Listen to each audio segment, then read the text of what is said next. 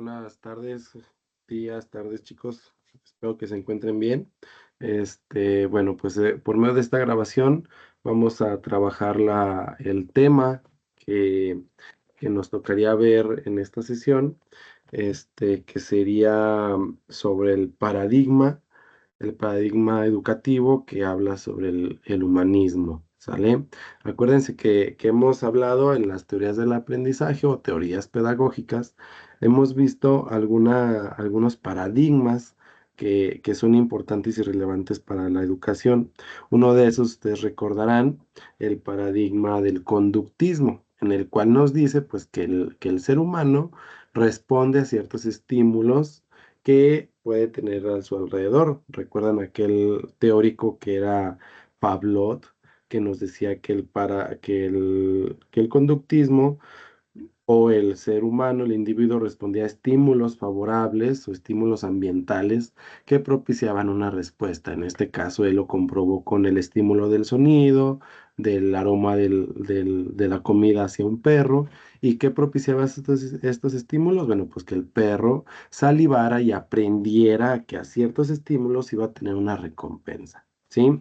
Entonces, este paradigma nos enfoca en la educación, pues que el alumno o nosotros como personas respondemos o aprendemos significativamente a través de estímulos, ¿sí? Estímulos que nos van a ayudar a que se nos sea interesante o que queramos aprender ese algo, ¿no? Decíamos en clase que por ejemplo, una maestra que llega con paletas a su clase, el alumno responde a ese estímulo y se porta de manera diferente a un día al que no lleva paletas. Entonces, ese tipo de estímulos son los que trabajamos en la educación. En esta sesión, chicos, nos enfocaremos a hablar sobre el paradigma del humanismo. Por aquí les voy a compartir.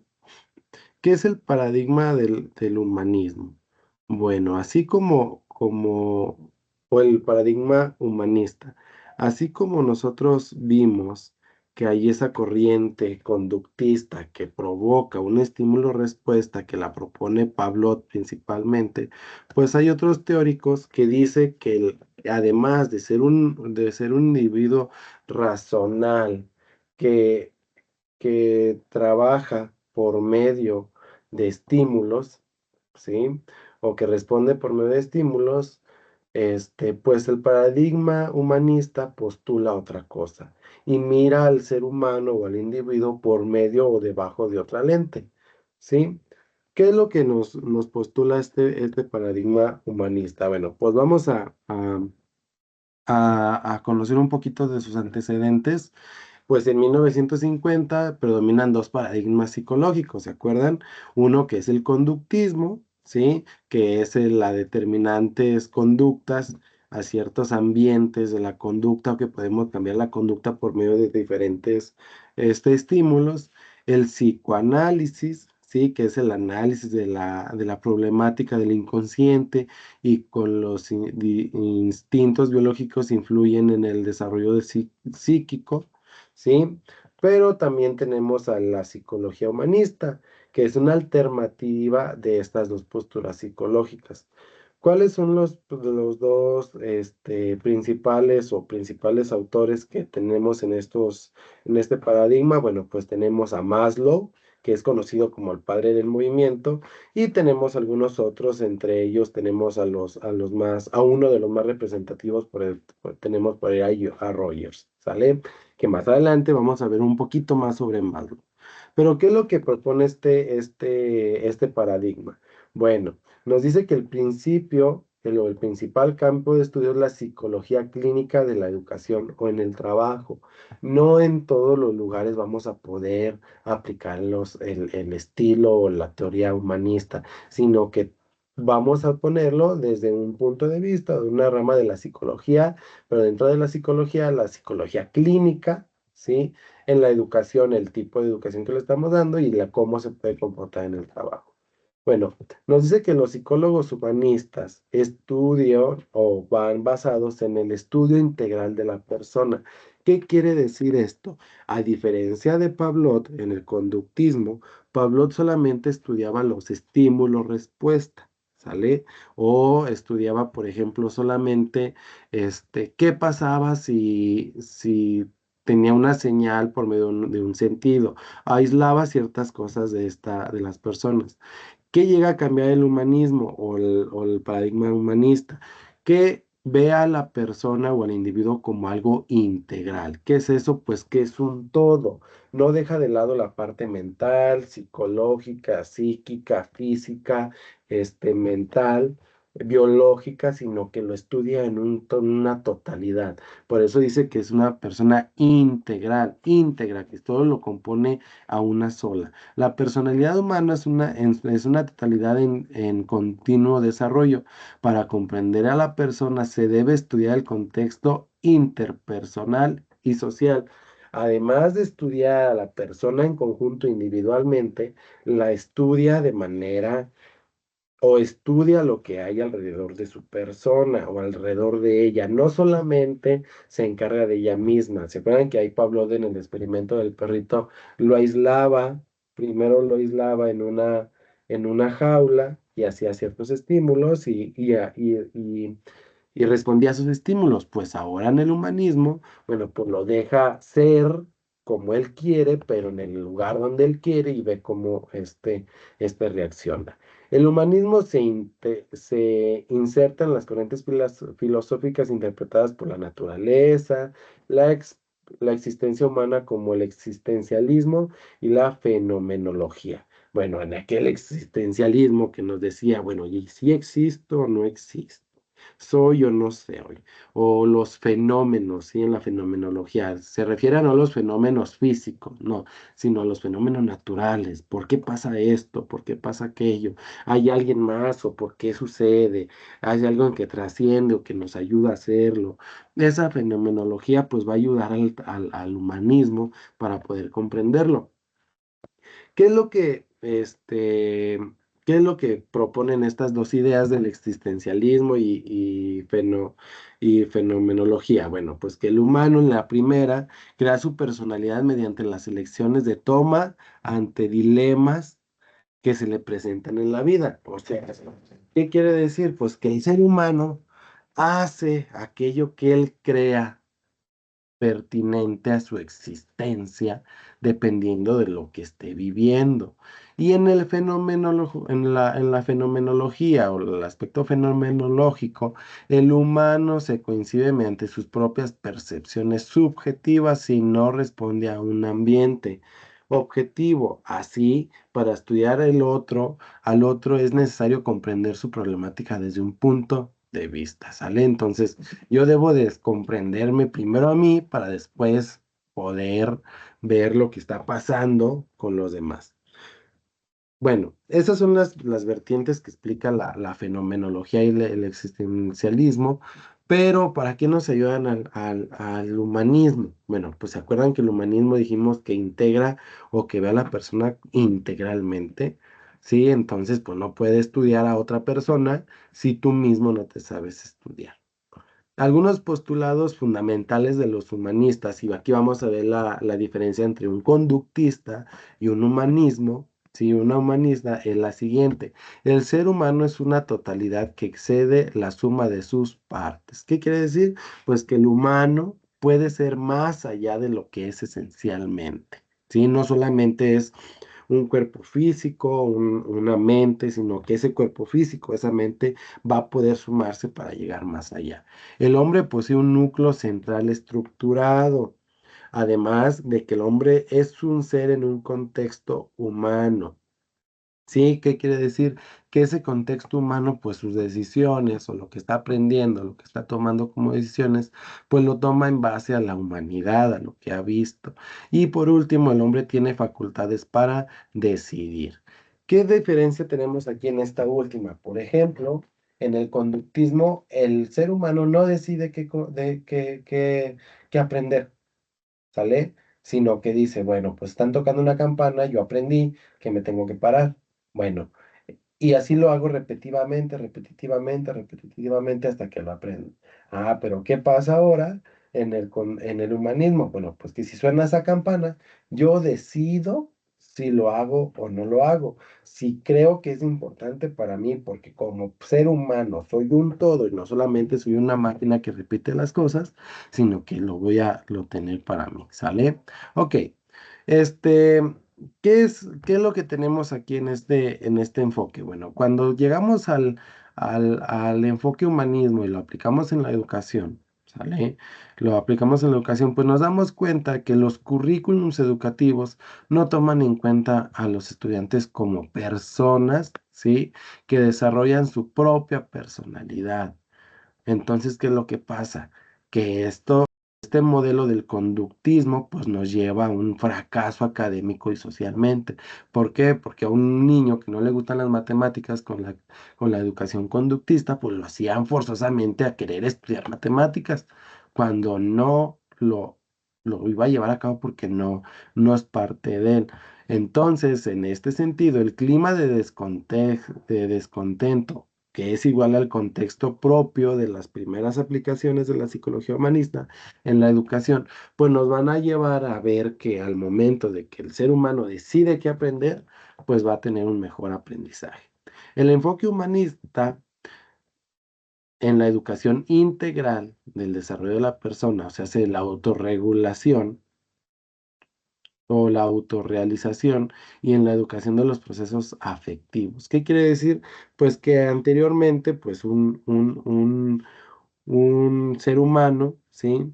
No tenía la capacidad de autorrealización, sino que él no sino que él hacía lo que le decían y en el humanismo no. Él se tiene que sentir bien, autorrealizado, ¿sí? Realizado para poder sentirse completo.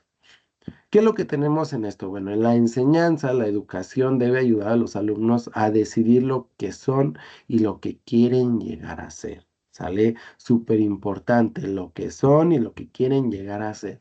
Aquí no vamos a imponer qué aprender o qué no aprender, sino que ellos lo que quieren es que aprendas.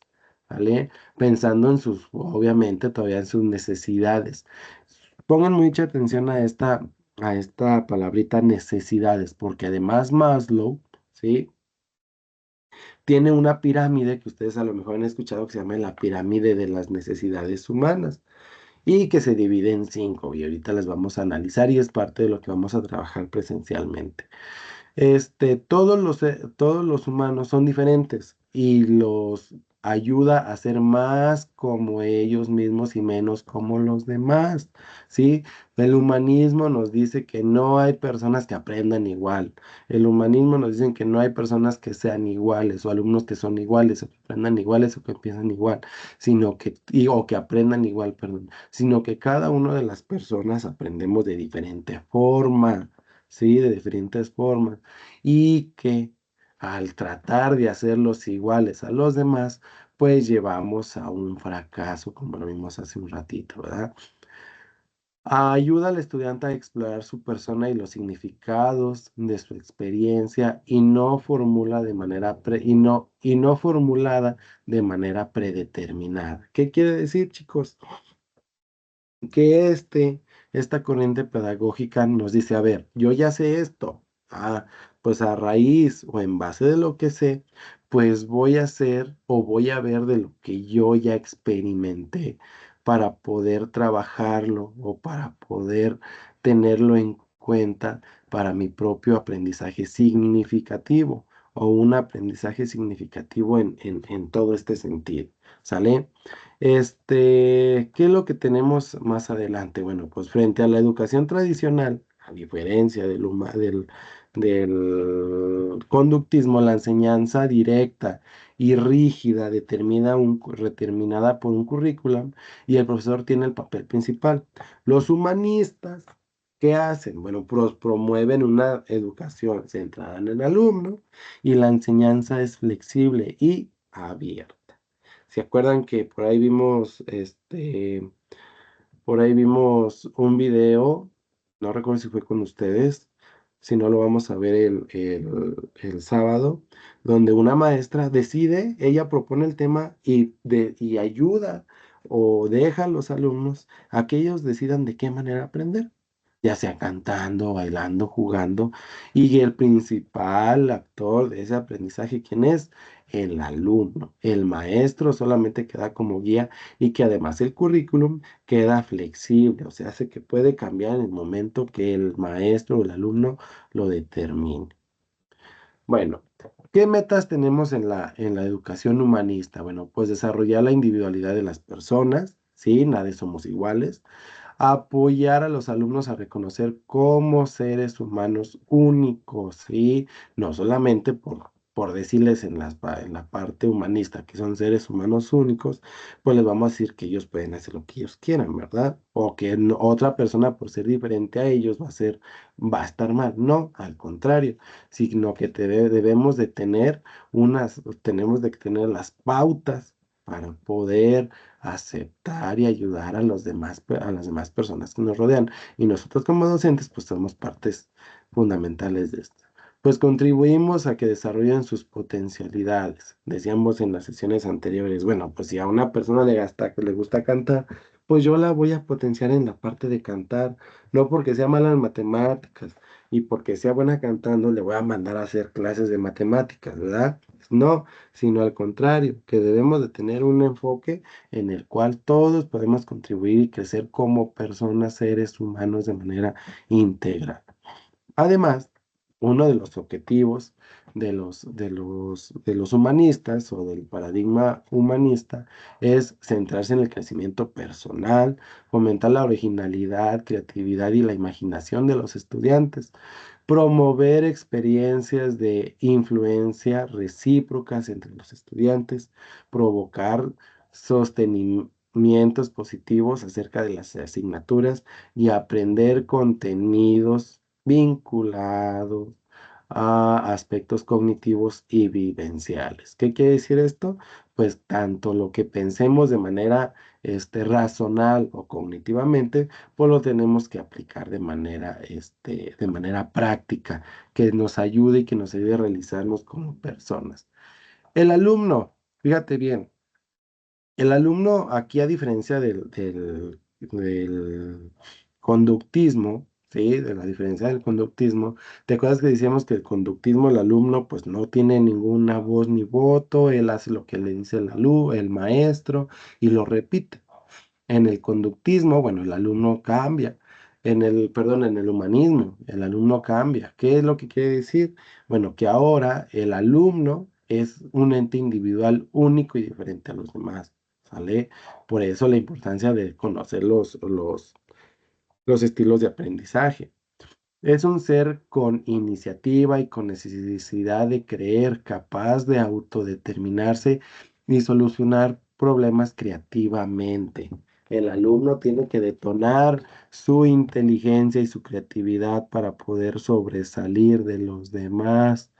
No va a estar esperanzado, no va a estar esperando a que el maestro le diga cómo va a solucionarlo ni a repetir lo que el maestro hizo, sino que él va a desarrollar su pensamiento crítico, su pensamiento cognitivo a raíz de los problemas que tengan para su favor, su fortalecimiento personal. ¿Sale? Es un ser que posee afectos, intereses y valores particulares, ¿sí? ¿Por qué afectos e intereses? Bueno, pues ya nos empieza a interesar qué es lo que siente el alumno, qué es lo que le gusta al alumno y qué es cómo se demuestra al alumno. ¿Qué es lo que ahora, cuál es el papel del docente dentro del humanismo? Bueno, pues dentro del humanismo, el docente humanista parte de las potencialidades y necesidades del alumno, ¿sí? O sea, si yo veo que en mi grupo no saben leer, bueno, pues yo como docente voy a propiciar esa parte para empezar a trabajarlo. Si veo que un 70% de mis alumnos saben cantar, bueno, pues voy a adaptarme a lo que él dice, a lo que se puede hacer. Ser un facilitador de la autorregulación del alumno, ¿sí? Proporcionar todos los recursos pedagógicos que estén a su alcance, interesarse en el alumno como persona total, comprenderlo, poniéndose en su lugar y crear un clima de confianza en el aula. Pues básicamente, pues nosotros solamente somos o trabajamos como guías, ¿vale? Guías del alumno y para favorecer su aprendizaje. ¿Cuál es la concepción del aprendizaje? Fíjate bien, llevamos concepción del alumno, concepción del docente y concepción del aprendizaje. El aprendizaje, según Rogers, sí, es un aprendizaje significativo que involucra a la totalidad de la persona y se desarrolla de forma experimental. ¿Qué quiere decir esto? Pues que el aprendizaje lo tienes que poner en práctica para que sea significativo. A mí no me sirve de nada, según el conductismo, más bien, según el conductismo, un alumno debe saber 2 por 1, 2, 2 por 2, 4, 2 por 6, 8. Ok. Pero ahora el humanismo nos dice, ok, ese 2 por 2, ¿dónde lo puedo aplicar? Bueno, si tengo dos huevos y si tengo dos manzanas y las junto, pues ahora es un 4. Ah, ya experimenté cómo puedo aplicar esas tablas de multiplicar. Por eso se le dice que en su totalidad de la persona lo desarrolla en forma experimental. Y el aprendizaje participativo con el aprendizaje pasivo e impuesto. ¿Qué es el aprendizaje participativo? Bueno, donde todos tenemos de manera activa y contra un aprendizaje pasivo que es el conductismo. ¿Qué estrategias podemos tener? Bueno, pues programas o currículos flexibles, promover el aprendizaje o promover aprendizajes significativos vivenciales, dar primicia a las conductas creativas del alumno, proporcionar la autonomía de los alumnos y dar oportunidad de actuar en forma cooperativa, dejando de lado un aprendizaje que individualista, contrario a lo que nos marcaba aquí el aprendizaje por medio de un modelo conductista. ¿Va? Bueno, chicos, eso es el aprendizaje o el paradigma humanista. ¿Se acuerdan del nombre del autor que decíamos? ¿Sí? Del autor que, que es el principal autor del humanismo. Bueno, pues uno de ellos es Maslow. Y Maslow nos dice que el aprendizaje debe de ir de la mano de la motivación. ¿Y qué es la motivación? Bueno, pues es una motivación, es el proceso para estimular a un individuo a que realice una acción que satisfaga alguna necesidad. Estas necesidades, bueno, pues vamos a tener distintos tipos de necesidad. Tenemos dos tipos de motivaciones. Tenemos una motivación interior y una motivación exterior. ¿Cuál es esta motivación exterior? Bueno, pues una motivación que te lleva por un deseo o una necesidad. Y una motivación exterior es una meta o un objetivo. Pero observen aquí bien importante. Según Maslow, ¿sí? Para que una motivación sea positiva, debe de ser intrínseca, extrínseca o intrínseca, quiere decir interna o externa. Una motivación negativa, ¿sale? Tiene que ser física o psicológica. ¿Por qué esto es tan importante? Bueno, pues según Maslow, acá, Maslow tiene algo que se llama pirámide de las necesidades o pirámide de la motivación, ¿sale? Que la divide en 5. ¿Cuál es esta pirámide de la motivación o para qué me sirve? Bueno, según Maslow, dice que el ser humano, ¿sí? Tiene 5 necesidades básicas, ¿va? ¿Cuáles son estas 5 necesidades básicas? Bueno, pues son la fisiológica, la de seguridad, la afiliación y el reconocimiento y la autorregulación, ¿sí? Entonces, partiendo de estas necesidades, pues va a decir que el ser humano, una vez que tenga satisfacidas o satisfaga estas necesidades, ahora sí va a tener la oportunidad de aprender y de seguir aprendiendo humanísticamente. ¿Por qué? Porque lo va teniendo en cuenta como un todo, ¿sí? Como un todo. Esta tablita, chicos, o esta pirámide la vamos a trabajar el día sábado. Entonces les encargo por ahí que estemos atentos y la vayamos analizando. ¿Qué necesidades son las fisiológicas? ¿Qué necesidades es la seguridad? ¿Y qué necesidades son la afiliación, el reconocimiento y la autorregulación? ¿Sale? Muy bien, chicos. Entonces, por esta ocasión rápidamente, esta es la sesión que vamos a trabajar. Espero que así rápidamente quede claro qué es la diferencia entre el paradigma conductista y el paradigma humanista. Que déjenme les digo que la nueva escuela mexicana está basada principalmente en un paradigma humanista. Entonces ustedes lo tienen que conocer muy bien para poder desempeñarse ahora en la educación. Entonces, chicos, sin más, les agradezco y los vemos por ahí el día jueves perdón, el día sábado para trabajarlo de manera presencial. Que estén bien, muchas gracias y que tengan un excelente día.